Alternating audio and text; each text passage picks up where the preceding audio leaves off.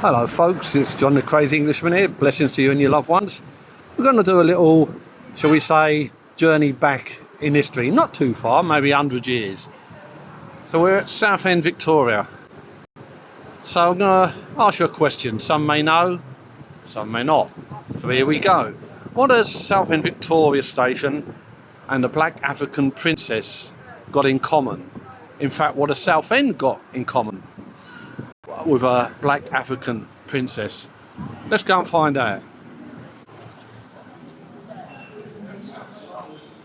Right, tucked away almost in a corner, and I'm sure many people don't see it, there's a blue plaque. Let's go and see what it says. Here we are. So, Princess Dinabolu arrived at this station in August 1908 on her way to Southend, Kersal, the first woman of colour known to have entered a British beauty pageant. Right, I'll give you a little bit more meat on the bone, shall I? We'll have a little walk, shall we, while I'm giving you some of the background.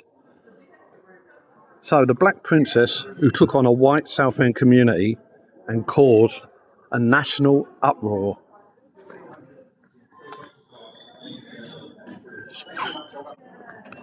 That was basically the headlines of some of the newspapers, and it basically travelled all over the world. It was quite a big story at its time. So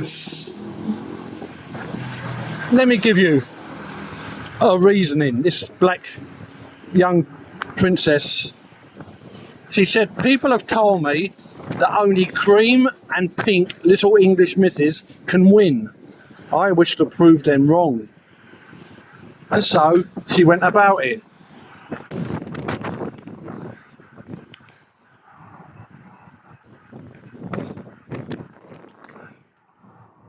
So the year was 1908.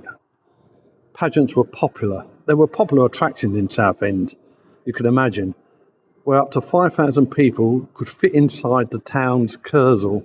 Remember that? When it used to be open? I certainly do. I bet you have some fond memories of the Kersal. Anyway, this is where the beauty pageant was taking place in 1908. Well, news of this young woman's entry into the competition caused an international frenzy, as I said. So much that it made the front pages as far as Australia and New Zealand. How about that?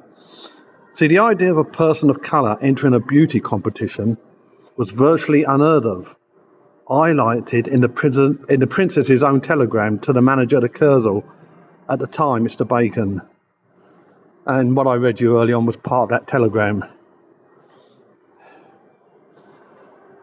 And Mr. Bacon, well, he replied to her as well. But he was replying into the rest of the telegram. She wrote, "Have you got any rule barring me? I'm light chocolate." Now, the response coming back from Mr. Bacon was, "Don't enter. Local prejudice." But enter she did. She wasn't having any of it. And she arrived at Southend Victoria Station in August 1908, ready to prove the people of Southend wrong. Now, mystery surrounds who Princess Dinabolu really was, where she came from, and where she went afterwards. But there's no doubt in the bravery and pride that she showed in what was a momentous moment for black communities around the world.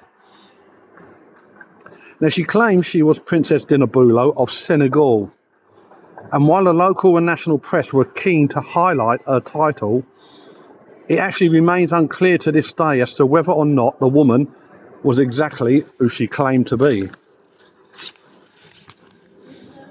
But her supposed title, I suppose it seemed somewhat irrelevant, as the telegram she received in response from the Kersal simply read, "Don't enter.